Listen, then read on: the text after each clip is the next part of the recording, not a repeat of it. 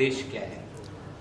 तो मैं अभी प्रेसिडेंट हो गई हूँ Indian psychiatric society west zone branch की, और ये मेरा ऑब्जेक्टिव रहा है कि मैं कम्युनिटी अवेयरनेस, पब्लिक एजुकेशन की तरफ पूरा जो मेरा ये साल है उसमें गंवा दूँ, और एटलीस्ट लोगों को ये जानकारी दूँ कि मानसिक बीमारी क्या होती है, उसके लक्षण क्या होते हैं।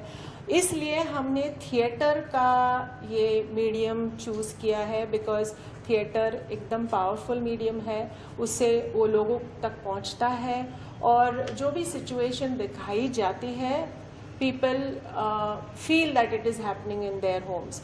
तो उसका उद्देश्य यही था कि हम लोगों तक ये बात पहुंचाए कि मानसिक स्वास्थ्य के तरफ आप देखो, सिर्फ शारीरिक स्वास्थ्य उतना ज़रूरी नहीं है। अगर मानसिक स्वास्थ्य नहीं रहेगा तो वो शरीर भी कभी कभी काम का नहीं रहता है। तो जब तक आपका कॉन्फिडेंस, आपका सेल्फ एस्टीम और आप खुश नहीं रहते हैं, आप कोई भी क्रिया करने में सफल नहीं होते हैं।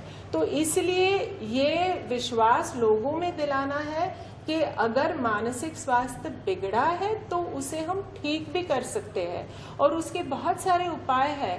तो ये उन्हें पता लगना चाहिए, और इस माध्यम का इस्तेमाल हमने इसलिए किया है, और हमें बहुत खुशी हो रही है कि हमको बहुत अच्छा रिस्पांस मिला, और बहुत सारे थिएटर ग्रुप्स आ गए ये परफॉर्म करने में। ये पहली बार हो रहा है कि हम मेंटल हेल्थ ऐसा थीम लेके वन एक्ट ड्रामा कॉम्पिटिशन कर रहे हैं।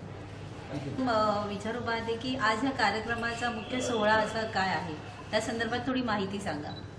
Indian psychiatric society waste zone branch आणि पराग प्रतिष्ठान मुंबई यांच्या संयुक्त विद्यमाने आज आम्ही हा सोहळा उत्सव, एकांकिका उत्सवाचा सोहळा निर्मित केला आहे. त्याचं मेन उद्देश्य हे आहे की मानसिक स्वास्थ्य, संवर्धन आणि संतुलन.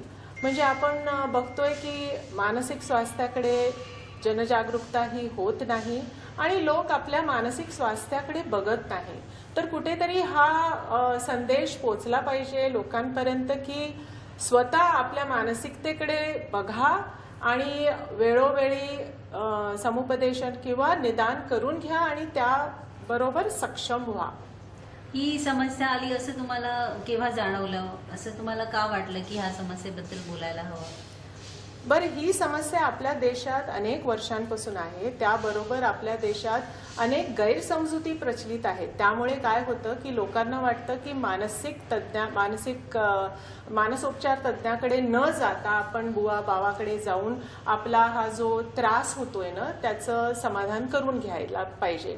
मग त्यामुळे मानसिक आजार वाढतात, विकृती वाढतात, आणि आपल्या देशात बघितलं गेलं तर जवळजवळ 200 मिलियन लोक आजच्या तारखेमध्ये मानसिक रोगाने त्यांना बाधा झालेली आहे, आणि त्यात मुख्य प्रमाणात नैराश्य आहे, चिंता आहे आणि व्यसन आहे.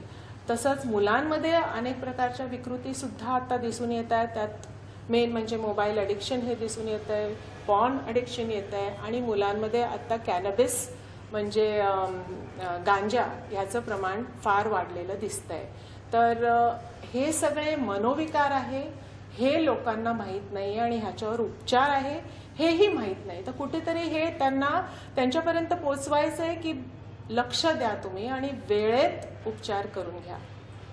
अच्छा, हे जे तुम्ही प्रॉब्लेम सांगताय ते कोणत्या एजमध्ये अधिकतर दिसून येतं असं तुम्हाला वाटतं? म्हणजे तुमचा ओव्हरऑल जो अभ्यास केलाय त्यात तुम्ही, तर मानसिक आजार प्रत्येक वयोगटात दिसून येतात. त्या अगदी लहान 3 वर्षाचं मूल असेल त्यामध्ये सुद्धा दिसतात, आणि अगदी वयस्कर माणसांमध्ये पण दिसतात. पण वेगवेगळ्या प्रकारचे मानसिक विकार आपल्याला दिसून येतात. मुलांमध्ये आकांड तांडव म्हणा, चंचलता म्हणा, का बौद्धिक क्षमता कमी असल्याचे दिसून येते. तसेच व्यसन हल्ली दिसून येते, का मुलांमध्ये खूप जास्त आक्रमक झाली आहेत मुलं हे दिसून येतात. 18 ते 30 वर्षाच्या मुलांमध्ये नैराश्य येतं. आत्महत्याचे प्रमाण आपल्या देशात खूप प्रमाणात आहे. म्हणजे प्रत्येक सेकंदाला आत्महत्या होते, आणि आपल्या देशाचं हे आहे की 12 on 1 lakh पॉप्युलेशन आहे, वेअरएज global average is 9 on 1 lakh. तर आपला देश याच्यामध्ये सुद्धा पुढे आहे आणि कुठेतरी ह्याची जागरूकता झाली पाहिजे आणि आत्महत्या प्रिव्हेंट करता येते. त्यासाठी त्याचं वेळेत निदान होऊन त्याचा उपचार झाला पाहिजे. तर 18 ते 25 वयात तुम्हाला नैराश्य, चिंता, अनेक प्रकारचे सामाजिक ताण असू शकतात, वैयक्तिक ताण असू शकतात, रिलेशनशिप प्रॉब्लेम्स आहेत. तर हे सगळे प्रॉब्लेम्स आपल्याला ह्या वयोगटात दिसतात. आणि जसे मिड लाईफ क्रायसिस म्हणतो, 40 नंतर ते प्रॉब्लेम्स येतात. मग म्हातारपणात आपल्याला डिमेन्शिया, नॉर्मल एजिंग काय आहे का, आपल्याला कुठेतरी एक पार्टनर हरवल्यावर एक जो बर्डन येतो, ते सगळे प्रॉब्लेमसुद्धा आपल्याला दिसून येतात. आणि आता आपलं जसं लाईफस्टाईल चेंज झालं आहे आणि सगळ्यांची वयं वाढलेली आहेत, पण आपल्या देशात असं इन्फ्रास्ट्रक्चर नाही आहे की म्हाताऱ्यांसाठी किंवा बालकांसाठी अशा काही संस्था म्हणा का NGOs म्हणा का असं गव्हर्नमेंटकडून आपल्याकडे त्याची योजना एवढ्या प्रमाणात नाही आहे जसं आपण वेस्टर्न वर्ल्डमध्ये बघतो. शिक्षण क्षेत्रामध्ये आपण काही करू शकतो का? जसं लहानपणापासून, जसं तुम्ही म्हणता 3 वर्षाच्या मुलापासून वयोवृद्धापर्यंत प्रॉब्लेम्स येतात, तर आपण शिक्षण पद्धतीमध्ये काही बदलाव करू शकतो? काही सजेशन आहे का तुमचं? शिक्षण आपल्याला कुठेतरी आता लाईफस्टाईल, ह्युमन लाईफ मॉडिफिकेशन्सवर आता ॲक्च्युली सगळ्या करिक्युलममध्ये ते इन्क्लूड केलेलं आहे आणि ह्याची समजही दिली जाते. पण मला वाटतं लैंगिक शिक्षण हे कुठेतरी आपल्या करिक्युलममधून मिसिंग आहे. आणि हल्ली वाढलेल्या जे आपण सगळ्या समस्या बघतो आणि पॉक्सो जे आपल्या देशात आता लॉ आलेला आहे आणि तो लागू पडतो आणि ह्या वयात पौगंड अवस्थेत नॉर्मली हॉर्मोनल इन्फ्लुएन्समुळे भावनाही वाढतात आणि हे प्रकरण जास्त वाढतंय. तर ह्याची कुठेतरी माहिती त्या मुलांना त्या वयोगटात दिली पाहिजे, ती पालकांकडून पण गेली पाहिजे, तसंच शाळेतून सुद्धा ती गेली पाहिजे. त्याबरोबर व्यसनाबद्दल सुद्धा माहिती दिली पाहिजे. आपण माहिती दिली म्हणजे मुलं ते करतील असं नाही आहे, पण त्यांना आपण सावध करतो, त्यांना दुष्परिणाम त्यांना आपण जेव्हा सांगतो ॲटलिस्ट ते सावध होतात. So all these kind of changes are necessary in our school education. हल्लीच तुम्ही कालच बघितलंय की त्यांनी नियम बदललेत आणि आता प्रायमरी मुलांना आपण 9 वाजता शाळा सुरू करणार आहोत. उत्तम निर्णय आहे, कारण हल्ली मुलं फार उशिरा झोपतात, म्हणजे ते 12 किंवा 1 किंवा 2 वाजता झोपतात आणि सकाळी 7च्या शाळेला जातात. तर झोप ही फार महत्त्वाची आहे कोणाचंही डेव्हलपमेंट होण्यासाठी. आज का जो ये प्रोग्राम था, जो एकांकी का उत्सव जिसे बोला गया था, जिसमें एकांकी जो अपने मनोव्यापार पे जो बेस्ड है, ऐसे एकांकी यहाँ पे प्रस्तुत की गई थी. और इंडियन साइकियाट्रिक सोसाइटी और पराग प्रतिष्ठान, इन दोनों संस्थान ने मिलके ये पूरे महाराष्ट्र से इनको बुलाया गया था और पूरे महाराष्ट्र से कोल्हापुर, नासिक, लातूर, बहुत सारी जगह से लोग आकर इस विषय पर कुछ कहना चाहते थे और ऐसी एकांकिकाएँ यहाँ पे प्रस्तुत की गई. और मुझे इस बात की बहुत खुशी है कि मैं यहाँ पे जज के तौर पे इनके साथ शामिल हुई थी, क्योंकि हमारे पूरे समाज में, हमारे भारतीय समाज में मनोविकारों को लेके बहुत ही अलग सी धारणाएं बनी हुई हैं. जैसे कि अगर कोई ऐसा बच्चा घर में होता है तो उसको पहले तो तंत्र मंत्र से या किसी अलग तरीके से उनको ठीक करने का ठेका लोग लेते हैं, घर के जो बड़े बुजुर्ग रहते हैं वो.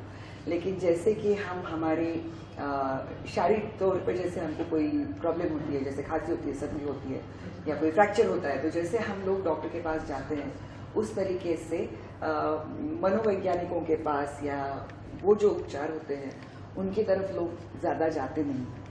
तो इनको लेके जो गलत धारणाएं हैं उनको अगर दूर करना हो तो इस मंच पे इस तरीके के कुछ नाटक, कुछ एकांकी अगर प्रस्तुत होते हैं, उन्हें लोग देखते हैं, तो उनकी मन की जो ये धारणाएं हैं वो बदलने में सहयोग होगा, ऐसे मुझे बिल्कुल लगता है. और उस तरीके के बहुत ही सशक्त ऐसी कुछ कहानियाँ आज लोगों ने आज प्रस्तुत की और मुझे बहुत अच्छा लगा. तो बच्चों ने जो परफॉर्मेंस किया उससे क्या कहना यहाँ पे जितने भी परफॉर्मेंस हुए महाराष्ट्र के विभिन्न प्रदेशों से यहाँ पे आए थे लोग और उन्होंने सशक्त ऐसा एकांकी यहाँ पे सादर हुई। हर एक का प्रयास बहुत ही अच्छा था और हर कोई जो कोई सब्जेक्ट दिया था, जो विषय दिया था, तो वो विषय के बारे में उन्होंने अच्छी तरह सोचा है, अच्छी तरह क्या बोलते हैं उसको, ड्रामा जो है वो ड्रामा अच्छी तरह से प्रेजेंट किया है और बहुत बड़ी उम्मीद है ये लोगों के बारे में कि भविष्य में बहुत कुछ कर सकते हैं और करेंगे। धन्यवाद। थँक्यू। सकाळपासून हा एक आगळा वेगळा उपक्रम होता आणि माझ्या मतानुसार संपूर्ण भारतीय जी काही आमची ऍक्टिव्हिटी चाललेली असते नाटकाची, एकांकिकेची, तर हा पहिला उपक्रम असा आहे की मनोरुग्ण म्हणा किंवा ज्याला मानसोपचारांची अत्यंत आवश्यकता आहे असे वेगवेगळ्या प्रकारचे 7 विषय आम्हाला इथे पाहण्यात आले। आम्ही ते पाहिले आणि त्यांचं मूल्यमापन करण्याची आम्हाला पहिल्यांदा संधी मिळाली। या संधीसाठी खरं तर मी मनापासून धन्यवाद व्यक्त करतो आणि अतिशय सक्षम सघन असे आविष्कार, नाट्यानुभव आम्हाला पाहायला मिळाले।